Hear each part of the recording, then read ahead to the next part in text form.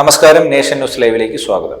എന്താണ് serial killer, അല്ലെങ്കിൽ ആരാണ് സീരിയൽ കില്ലർ പരിശോധിക്കാം ഇന്നത്തെ വീഡിയോയിലൂടെ. സിനിമകളിലും നോവലുകളിലും നമ്മെ ഏറെ ഭയപ്പെടുത്തുന്ന ഒരു ക്രൈമാണ് സീരിയൽ കില്ലിംഗ്. ഒരു അറപ്പും പേടിയുമില്ലാതെ ആളുകളെ തുടർച്ചയായി കൊലപ്പെടുത്തുന്നവരെയാണ് സീരിയൽ കില്ലേഴ്സ് എന്ന് പറയുന്നത്. ഈ കൊലപാതകങ്ങൾ പല സമയങ്ങളിലായി വ്യത്യസ്ത സംഭവങ്ങളിലായിട്ടാണ് നടക്കുന്നത്. സാധാരണയായി 3 അതിലധികമോ ആളുകളെ കൊലപ്പെടുത്തിയിട്ടുള്ള ആളുകളെയാണ് സീരിയൽ കില്ലർമാർ എന്ന് പറയുന്നത്. സീരിയൽ കില്ലർമാർ പലപ്പോഴും മാനസിക വൈകല്യങ്ങൾക്കോ മനോരോഗങ്ങൾക്കോ അടിമയായിരിക്കും. ഇത് കൊലപാതകത്തിലേക്ക് ഇവരെ നയിച്ചേക്കാം. ചിലപ്പോൾ ഇവർക്ക് കുറ്റബോധമോ പശ്ചാത്താപമോ ഇല്ലാത്ത അവസ്ഥയും കണ്ടുവരാറുണ്ട്.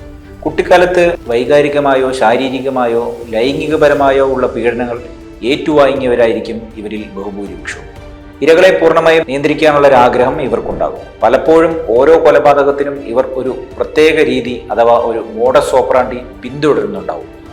ഉദാഹരണത്തിന്, ഇരകളെ തിരഞ്ഞെടുക്കുന്ന രീതി, കൊലപ്പെടുത്തുന്ന രീതി, മൃതദേഹങ്ങൾ കൈകാര്യം ചെയ്യുന്ന രീതി എന്നിവയിലെല്ലാം ഒരു സമാനത കണ്ടേക്കാം.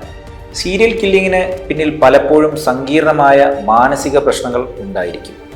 ഒരു കൊലപാതകം നടത്തി പിടിക്കപ്പെടാതെ വരുമ്പോൾ അത് വീണ്ടും മറ്റൊരു കൊല കൂടെ ചെയ്യുവാനുള്ള ആത്മവിശ്വാസം ഇവർക്ക് ഉണ്ടാക്കി കൊടുക്കുന്നു. ഇത് പിന്നീട് തുടർച്ചയായ കൊലപാതകങ്ങളിലേക്ക് നയിച്ചേക്കാം. കൊലപാതകങ്ങൾക്ക് പലപ്പോഴും ഒരു പ്രത്യേക രീതി, തിരഞ്ഞെടുക്കപ്പെടുന്ന ഇരകൾ അല്ലെങ്കിൽ ഒരു സിഗ്നേച്ചർ ഉണ്ടായിരിക്കും. ഓരോ കൊലപാതകത്തിനും ഇടയിൽ ഒരു സമയ ഇടവേള അഥവാ ഒരു കൂളിംഗ് ഓഫ് പീരീഡ് ഉണ്ടാവാറുണ്ട്.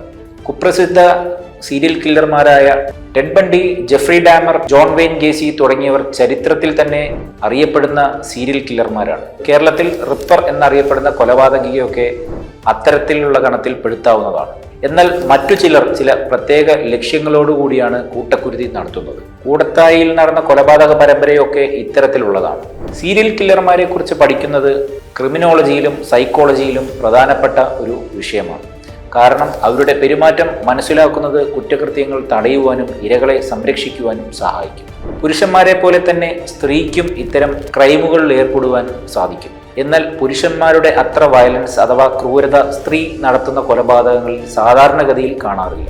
പക്ഷെ കൊല ആസൂത്രണം ചെയ്യുവാനും അത് കൃത്യമായി നടപ്പിലാക്കുവാനും അത് മറച്ചുവെക്കുവാനുമെല്ലാം സ്ത്രീകൾക്ക് പുരുഷന്മാരെക്കാൾ കൂടുതൽ കഴിവുണ്ട്. അതുപോലെ സ്ത്രീയാണ് ഇങ്ങനെയുള്ള കേസുകളിൽ പ്രതിയെങ്കിൽ അതിന് പിന്നിൽ ഒരു പുരുഷന്റെ പിന്തുണയോ സാന്നിധ്യമോ ഉണ്ടാവാനുള്ള സാധ്യതകൾ ഏറെയാണ്. ക്രൈം ഏതു തരത്തിലുള്ളതാണെങ്കിലും അതിൽ പ്രതിയായി വരുന്നയാളെ ശിക്ഷിക്കുന്നതിനൊപ്പം തന്നെ ആ പ്രതിയുടെ മനഃശാസ്ത്രം തീർച്ചയായും നമ്മൾ പഠിക്കേണ്ടത് അത്യാവശ്യമാണ്. കാരണം കുറ്റാന്വേഷണം എന്ന് പറയുന്നത് ഒരു ശാസ്ത്രശാഖ തന്നെയാണ്. ഒരിക്കലും കുറ്റം ചെയ്ത പ്രതിയെ ന്യായീകരിക്കുന്നതിനല്ല, മറിച്ച് ഭയപ്പെടുത്തുന്ന ഇത്തരം കുറ്റകൃത്യങ്ങളിലേക്ക് മനുഷ്യരെത്തുന്ന വഴികളെക്കുറിച്ച് മനസ്സിലാക്കുന്നതിലേക്കുള്ള പടികളാണവ. കൃത്യമായ ലക്ഷ്യങ്ങളോടുകൂടിയാണ് കൊല നടക്കുന്നത് എങ്കിൽ പോലും പേഴ്സണാലിറ്റി ഡിസോർഡർ പോലെയുള്ള മാനസിക വൈകല്യങ്ങൾ പ്രതികളിൽ കാണുവാറുണ്ട്.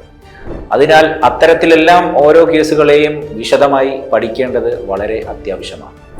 മറ്റൊരു വീഡിയോയിലൂടെ വീണ്ടും കാണാം. നന്ദി, നമസ്കാരം.